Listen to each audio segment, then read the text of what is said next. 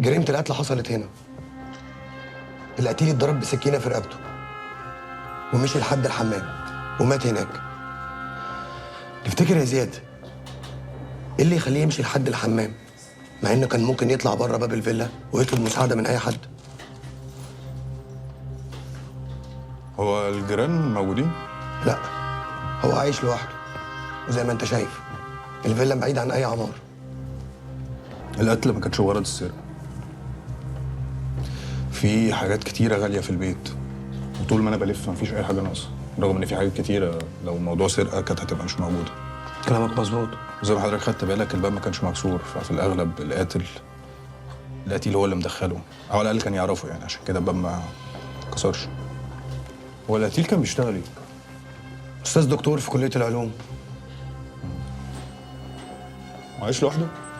قاعد لوحده مش متجوز. الراجل ده ما كانش تمام يا باشا،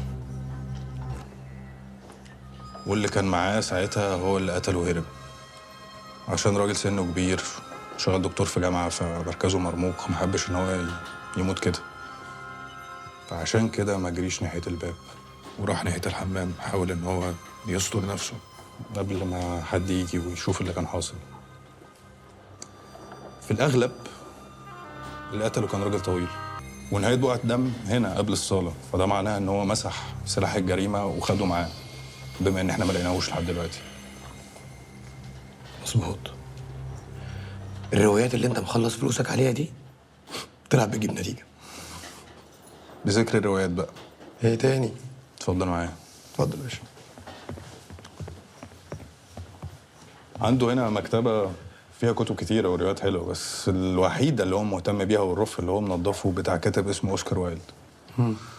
وأوسكار وايلد لو حضرتك عملت عليه سيرش على جوجل هتلاقيه إن هو من أشهر الروائيين الشواذ. الصورة وضحت؟ تسلم.